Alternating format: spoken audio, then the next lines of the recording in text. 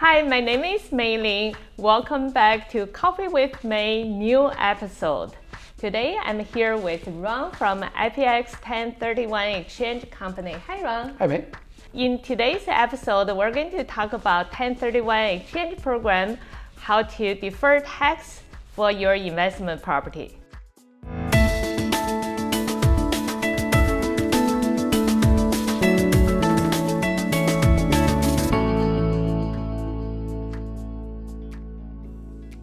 I've been selling real estate for many years, and a lot of people own rental properties. And when the time about to sell, they realize they have a lot of capital gains on their property, and I know there's a method to defer their tax on this capital gain called 1031 exchange.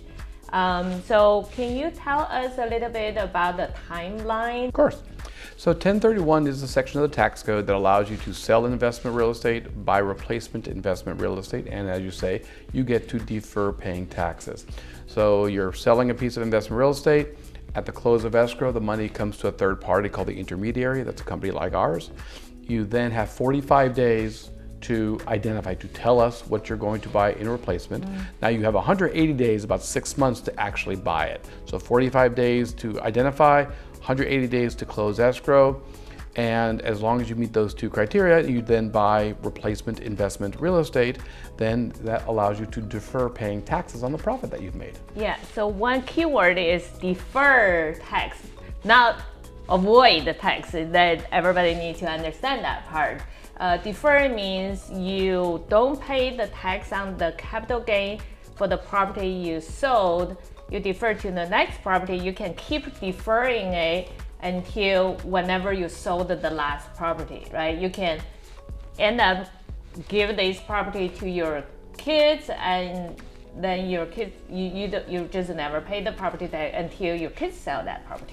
Well, and even then, so using your example, so you sell a rental house, let's say you sell that and buy a duplex. And let's say now, a few years later, you do another exchange, sell the duplex to buy a fourplex.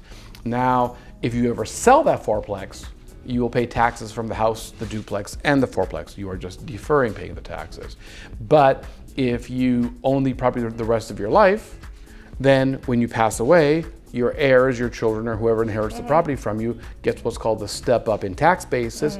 All the taxes disappear. So that's the real beauty of the 1031 is if you own it the rest of your life, you never have to worry about paying the taxes.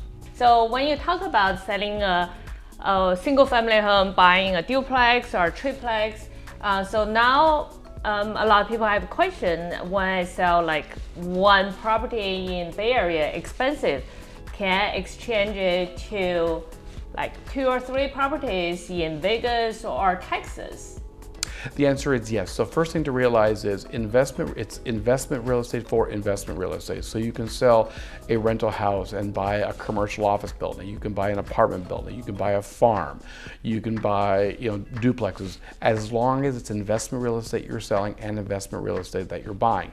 You can also do it anywhere in the country. So you can sell in California, buy in Texas, Florida, Hawaii, whatever, and you are still deferring both state and federal taxes in doing so.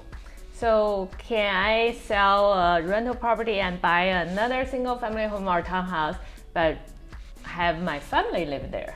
Well, that's an important point.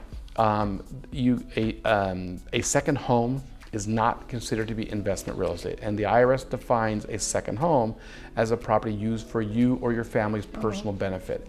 And so if you do have a family member living in the property, they have to be treated like a regular tenant, including paying market rate rent, and you have to treat them like you would any regular tenant. Then it is okay to have your children live in those properties, but you can't let them live in that property at a discounted or no rent at all. Exactly. I do want to mention also that you can sell one property and buy 2 or 3 or 10 properties.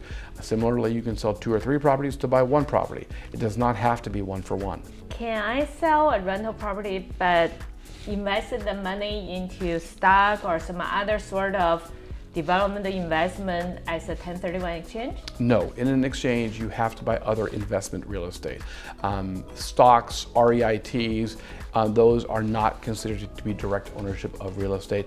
Now, there is something called a Delaware Statutory Trust, which is fractional ownership of commercial real estate that some people go into, but that qualifies because you're still buying deeded interest in specific real estate, whereas stocks or mutual funds or REITs are not direct ownership of real estate. Okay, good to know. Since we're talking about selling one property or maybe buy multiple or different type of property in different places, what about the money amount I invest? So if, for example, if I sell one property for $1 million, I have $500K loan on it, and when I sell it, I pay off that $500K loan, I got $500K proceeds. Can I only buy another $500K property? The answer is no, and this is actually the part where most people misunderstand 1031. In an exchange, you have to reinvest everything, not the profit, not the equity, everything. So using your example, if you sell the property for $1 million, you need to go buy $1 million worth of replacement property. Now you could buy more than $1 million, no problem. If you buy less than $1 million, then you pay tax on the difference. That's sometimes referred to as boot.